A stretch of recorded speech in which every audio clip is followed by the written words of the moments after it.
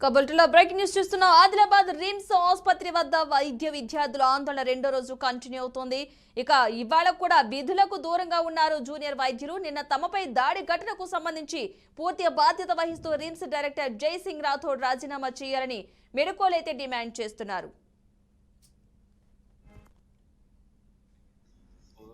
Protest इसलिए कर रहे हैं कि ताकि जल्दी से जल्दी हमको न्याय मिले. वी वांट जस्टिस और कुछ भी नहीं चाहिए हमको.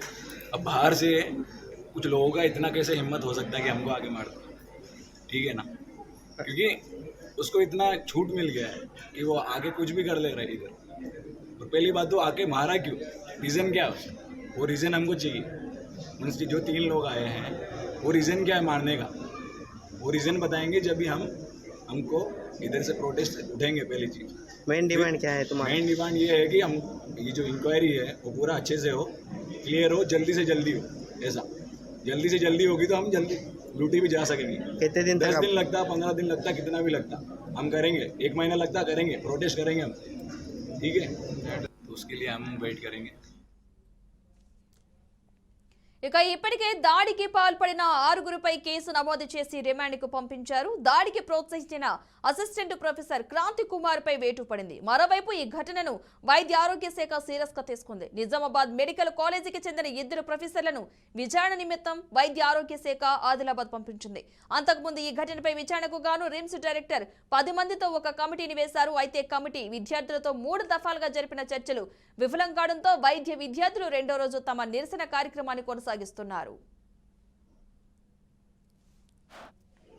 Director sir assistant professor doctor Kranthi అయితే అసిస్టెంట్ ప్రొఫెసర్ అయితే తీసేసారు. అంతే డైరెక్టర్ కూడా వెళ్ళిపోవాలి. మేము అందుకే సెకండ్ డే రోజు నిరసన కంటిన్యూ చేసేసాం. ఇప్పటి వరకు విచారణ చేపడుతుంది. అంటే డైరెక్టర్ సార్ ఎప్పటివరకు అయితే తీసేయరో అప్పటివరకు డ్యూటీస్కి అయితే పోము. అప్పటివరకు అయితే నిరసన కంటిన్యూ అవుతూనే ఉంటుంది. ఇది కంటిన్యూ అవుతూనే ఉంటుంది. మాకు న్యాయం జరగాలి కదా. నిన్న ఏమన్నా అటు ఇటు ఎవరన్నా అయ్యి ఉంటే మా వానికి. సో డైరెక్టర్ ఎప్పుడైతే పోడో అప్పటివరకు మేమైతే నిరసన కంటిన్యూ చేస్తూనే ఉంటాం. కంటిన్యూ అయితేనే ఉంటుంది. డ్యూటీలోకి అయితే పోయేదే ఉండదు.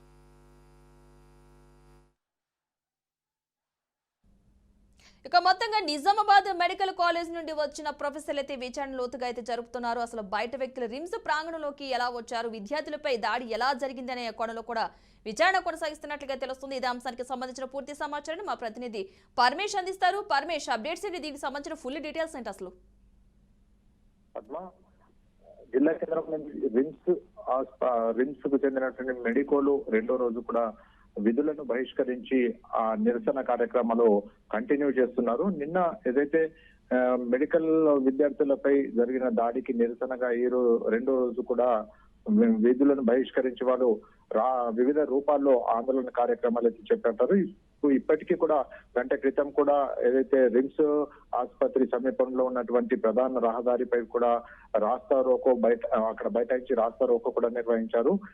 రిమ్స్ డైరెక్టర్ జై సింగ్ రాథోడ్ కి సంబంధించిన దిష్టి బొమ్మను కూడా దగ్ధం చేయడం జరిగింది. అయితే ఈ దాడికి పాల్పడినటువంటి ఇప్పటికే 6గురిని కూడా పోలీసులు వాళ్ళని అరెస్ట్ చేసి రిమాండ్ కు కూడా తరలించారు.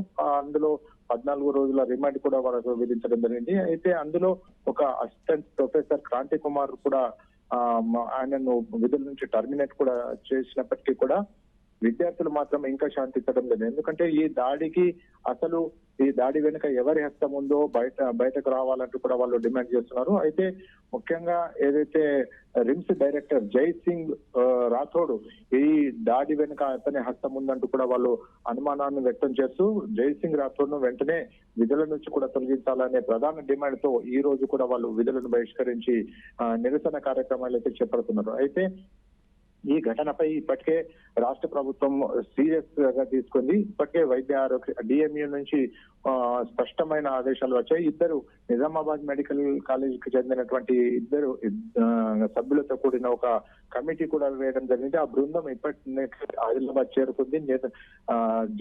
రిమ్స్ ఆసుపత్రిలో ఏదైతే నిన్న ఘటన జరిగిందో ఆ ఘటనకు సంబంధించి పూర్తి వివరాలను కూడా వాళ్ళు తెలుసుకోవడం జరిగింది.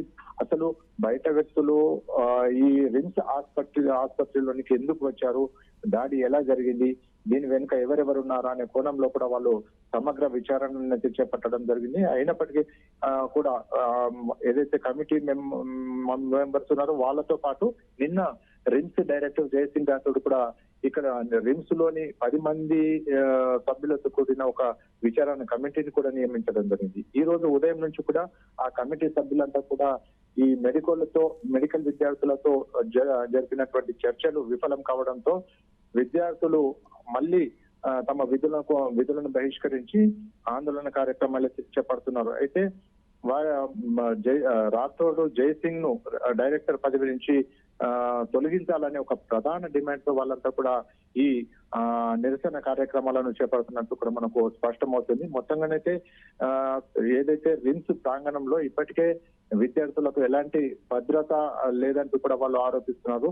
విద్యార్థినులంతా కూడా అభద్రతా భావంతో ఇక్కడ బతుకుతున్నారు. ఎందుకంటే భద్రతా లోపంతోనే ఇలాంటి ఘటనలు కూడా చోటు చేసుకుంటున్నాయి. అయినప్పటికీ కూడా ఎవరు పట్టించుకోవడం లేదనే ఒక ఆవేదనను కూడా వ్యక్తం చేస్తున్నారు.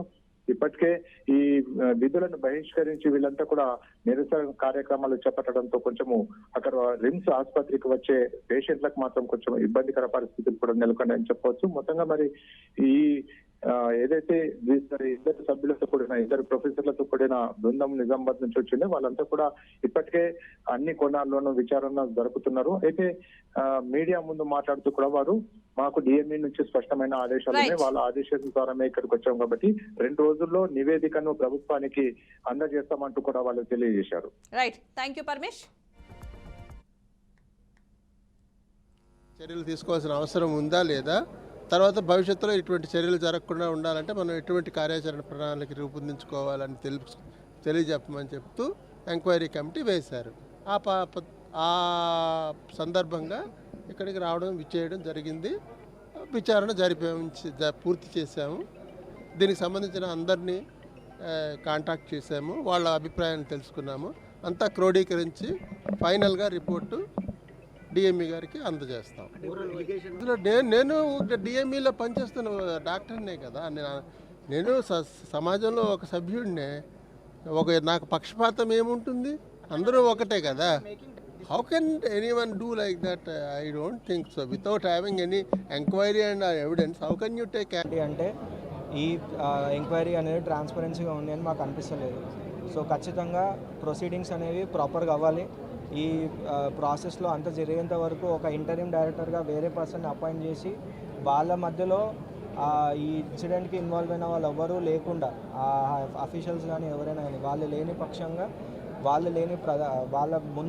లేని ముందు ట్రాన్స్పరెంట్గా చేసి మేము చెప్పింది విని తర్వాత వాళ్ళు దీనికి సంబంధించిన క్వశ్చన్స్ అడిగి దాన్ని బట్టి మీరు రెస్పాన్స్ తీసుకుంటే కరెక్ట్ ఎంక్వైరీ అవుతుంది, కరెక్ట్ రిపోర్ట్ వస్తుంది, కరెక్ట్ రిజల్ట్ అనేది మనకు తెలుస్తుంది. సో అది జరిగేంత వరకు మేమైతే మా స్ట్రైక్ని డిస్కంటిన్యూ చేయట్లేదు. ఈ రోజు వరకు కూడా మేము ఎమర్జెన్సీ సర్వీసెస్ని రన్ చేస్తున్నాము. కానీ ఇలానే కొనసాగితే మా ఎమర్జెన్సీ సర్వీసెస్